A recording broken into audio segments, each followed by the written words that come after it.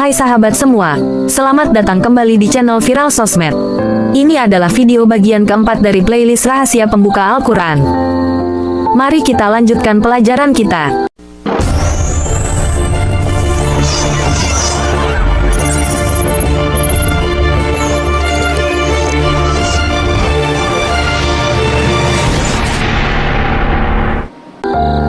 Coba renungkan sejenak, dari sekian banyak hal yang kita ulang setiap hari, setiap salat, sebenarnya apa yang kita cari? Kita selalu membaca Al-Fatihah, berulang kali, sepanjang usia, tapi pernahkah kita benar-benar menyadari bahwa surat pembuka ini, lebih dari sekadar doa, adalah cetak biru perjalanan jiwa kita? Inilah yang akan kita dalami, bukan sebagai pelajaran agama yang kaku, tapi sebagai panduan spiritual paling personal yang pernah ada. Inti dari Al-Fatihah, dari ayat pertama sampai terakhir, adalah satu kata kunci, pelepasan. Ayat 1 dan 2, melepaskan baju identitas. Kita mulai dari Bismillahirrahmanirrahim, mengucapkannya bukan sekadar kebiasaan lisan. Ini adalah deklarasi kesadaran.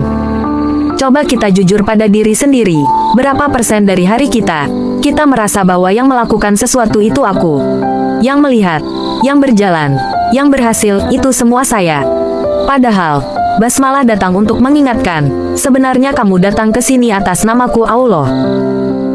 Gampangnya begini, hidup ini seperti kita yang sedang memakai baju. Baju ini adalah segala identitas kita, gelar, jabatan, status sosial, bahkan nama baik. Masalahnya kita seringkali terlalu lekat pada baju itu, sampai kita lupa bahwa itu hanyalah cover. Baju merah bisa berantem dengan baju kuning karena mereka fokus pada warnanya, bukan pada yang ada di dalamnya. Pelepasan berarti kesediaan untuk menanggalkan baju itu. Mengapa? Karena hanya dengan melepaskannya, kita bisa berserah penuh pada Rahman dan Rahim. Rahman dan Rahim, kasih sayang Tuhan, adalah jembatan menuju segala sesuatu. Cinta sejati, yang datang dari sumber ilahi, bukanlah tentang menguasai atau mengatur. Mencintai adalah membebaskan. Jika kita mencintai sesuatu tapi ingin mengontrolnya, itu bukan cinta, itu adalah ego yang sedang mencari syarat dan kategori. Krisis identitas, siapa kita sebenarnya?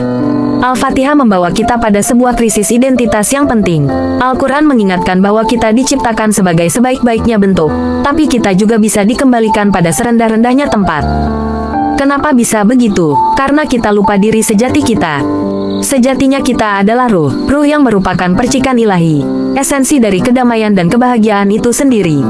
Namun saat lahir, ruh besar ini dikotak-kotakkan menjadi identitas terbatas, nama, suku, profesi, bahkan batas-batas negara. Ironisnya, di kota-kota inilah kita sering merasa paling penting dan paling benar. Saking lekatnya, kita bisa menggunakan kepintaran atau bahkan kesehatan kita untuk hal yang merusak.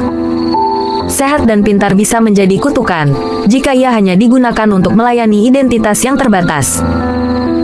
Maka, Alhamdulillahirrabbilalamin adalah pengakuan bahwa segala puji, segala hak, segala kepemilikan, hanya milik Allah, Tuhan semesta alam. Di sini, kita melepaskan genggaman pada identitas kita yang selama ini kita pertuhankan. Ayat 3 dan 4, mendekat ke sumber, melelehkan diri. Perjalanan kita dari ayat pertama menuju puncak adalah proses suluk, pendakian spiritual. Bayangkan diri Anda adalah setetes air. Semakin Anda mendaki, semakin Anda mendekat pada sumber cahaya, pada energi. Segala yang bukan esensi murni akan meleleh. Inilah yang terjadi saat kita mengakui Maliki Yaumiddin, yang menguasai hari pembalasan.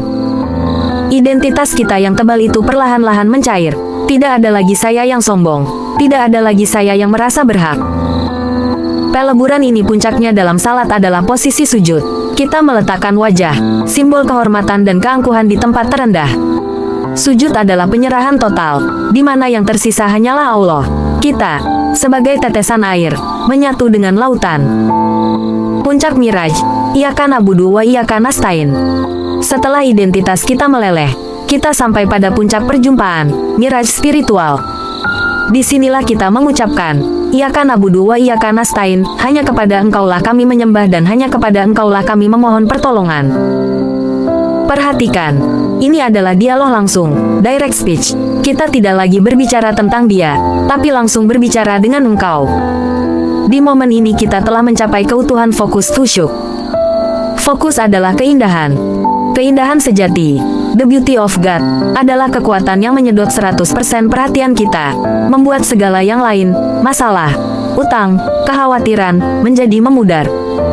Inilah hakikat Miraj, bukan bertemu secara fisik, melainkan bersatu dalam fokus dan kesadaran. Ayat 6. Turun kembali ke dunia ihdinas siratal mustaqim. Kita telah mencapai puncak, lalu apa yang kita minta? Apakah kita ingin tinggal di sana selamanya? Tidak, kita harus turun. Kita harus kembali ke realitas. Kembali memakai baju sebagai guru, sebagai karyawan, sebagai orang tua, atau sebagai warga negara. Maka, kita memohon, ihdinas siratal mustaqim, tunjukkanlah kami jalan yang lurus. Ayat ini bukan tentang mendaki, tapi tentang turun dengan selamat. Ini adalah doa agar kesadaran dan keutuhan fokus yang baru kita dapatkan di puncak, tidak dirampas lagi oleh dunia saat kita kembali. Dunia adalah magnet yang kuat.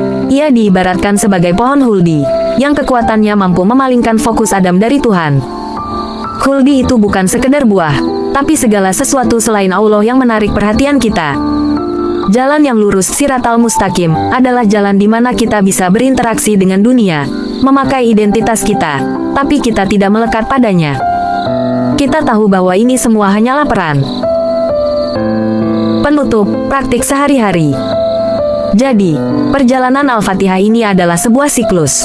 Kita naik dengan melepaskan kelekatan, basmalah hingga Iyyaka na'budu, mencapai keutuhan fokus. Lalu kita turun dengan membawa kesadaran itu kembali ke kehidupan sehari-hari ihdinas siratal mustaqim. Pelepasan bukanlah meninggalkan. Pelepasan adalah menyadari bahwa kamu sudah memiliki kebahagiaan dan kedamaian itu di dalam dirimu, sebagai percikan ruh. Tugas kita bukan mencarinya di luar, tapi hanya perlu mengelola fokus kita agar tidak mudah tersedot oleh gemerlapnya dunia. Semoga kesadaran ini tidak hanya berhenti di telinga. Mari kita aplikasikan. Mari kita bawa rasa ini, fokus ini, ke dalam setiap langkah, setiap nafas, dan setiap kali kita mengucapkan Al-Fatihah. Karena hidup yang sejati bukanlah tentang mencari kesempurnaan, tetapi tentang menemukan kebebasan.